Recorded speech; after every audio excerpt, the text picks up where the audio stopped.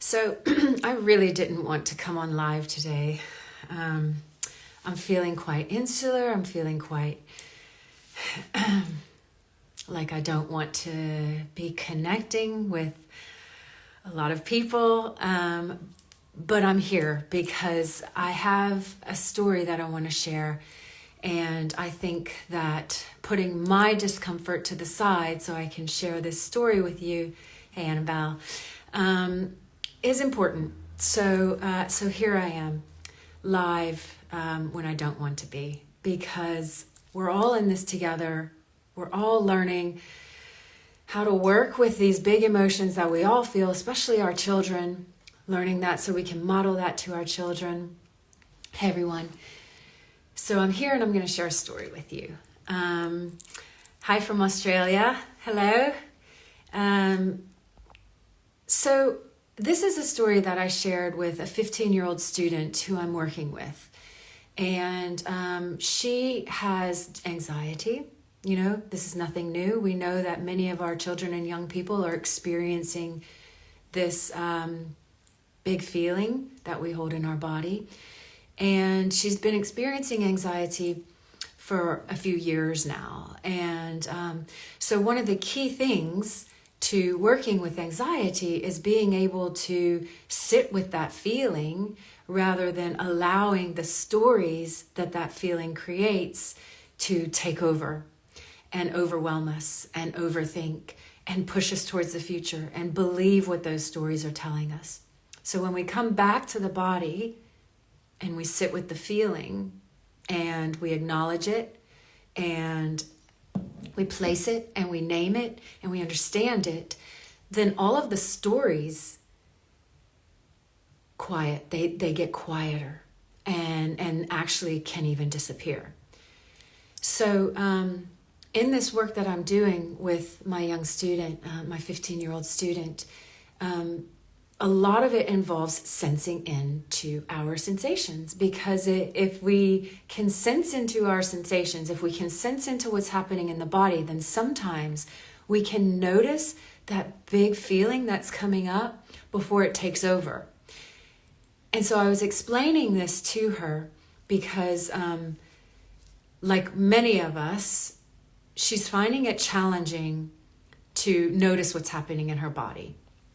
Like a lot of us, it's hard to pay attention to what's happening in the body because it feels so uncomfortable. So we choose to come up to the head instead and think about it or distract or disembody. So here's my story that I shared with her, which I think is really helpful when it comes to learning the skills of emotional literacy, emotional intelligence, emotional regulation. So this weekend, I was out with my girls and we had gone, to run some errands and do some fun things like get boba and get a few Christmas decorations and some Christmas jumpers. And my youngest is really excited about Christmas. Like she's got this real spirit for life and she loves to just get excited about everything. So we were out. And as many of you know, if you're parents, that you know the demands that children place on us. You know how, especially when you're out and doing things with more than one child, there are a lot of demands that are placed on us as parents. So we were out having a great time. I love being with my girls. And it's demand. Oh, let's do this. Oh, I want this. Or negotiating and mediating between the two of them.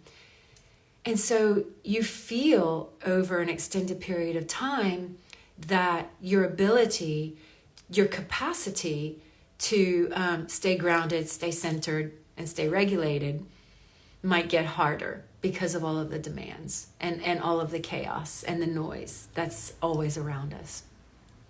So we were in a changing room, and at this point, it was a little bit later than I wanted to be out. So I was clock watching, and I had a client later in the afternoon, and in about like an hour and a half, I had to be home for a call. So I was clock watching with intention because I had somewhere to be and something to do. And, we were there and they were trying on clothes and it kept going on and on. And I could feel my posture change. I could feel my ability to connect with my children start to change. And I could feel in my chest a little bit of tightness starting. So this was my cue. This was my cue that if I didn't pay attention to myself, if I didn't take care of my needs in that moment, that it would grow and grow and grow. And I shared this story with my young student. And I asked her, I said, if I wouldn't have noticed that mild frustration building in my body, what do you think might have happened 5 or 10 minutes later? And she said, well, you probably would have gotten so frustrated that you would have snapped or shouted at them.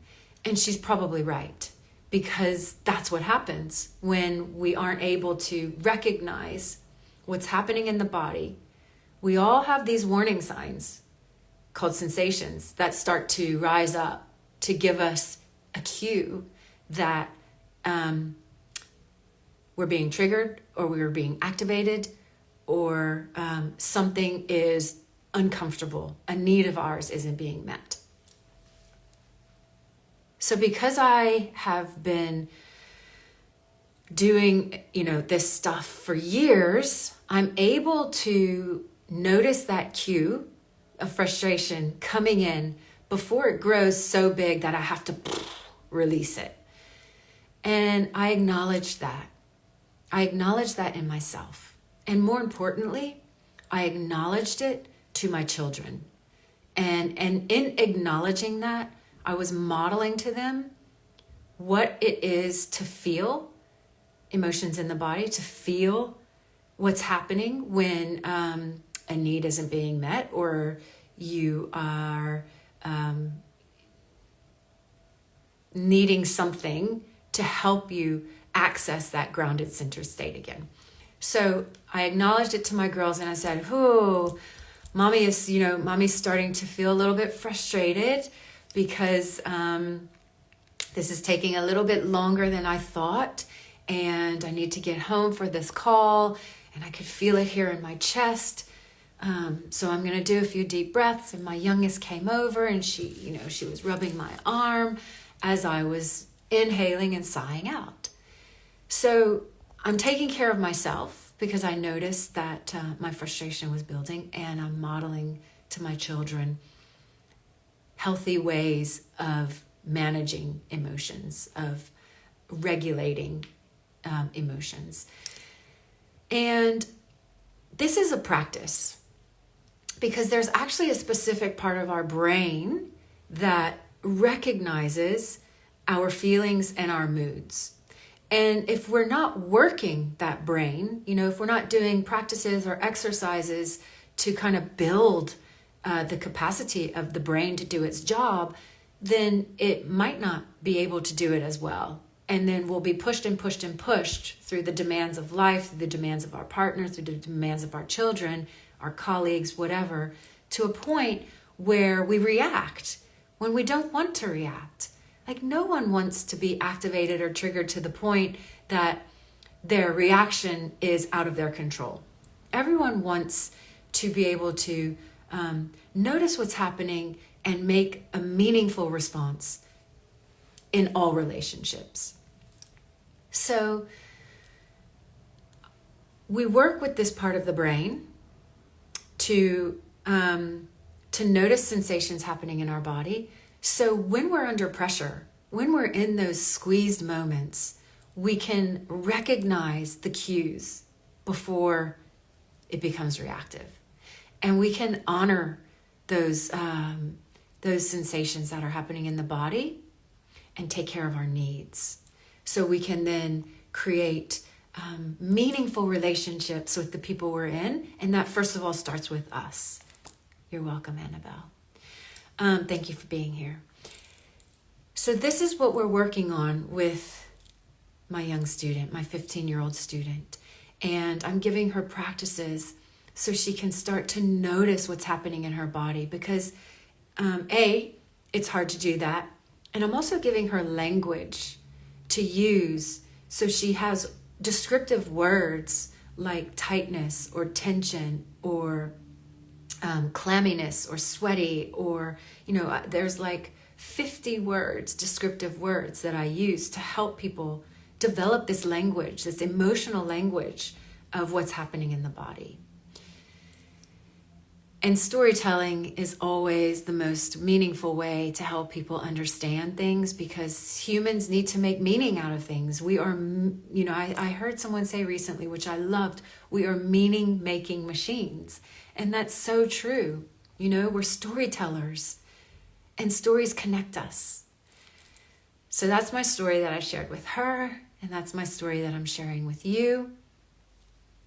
We can notice those warning signs of those big emotions rising up in our body, so we can come to ourselves, connect to ourselves, take care of our needs however we need to. Maybe it's movement, maybe it's tapping, maybe it's breathing, maybe it's taking a 5-minute time out. Grounding, centering, regulating, so we can then move on and create meaningful relationships with the people that we love. So that's it. That's all I've got for you today. Thank you everyone for being here. I love this community so much. It's so beautiful sharing this space with you all. And I'll see you for the next one. And I'm so glad I did this. I feel so differently now, having gotten that out, than I did before when I didn't want to join this live. So, okay, everyone, I'll see you all soon. Lots of love.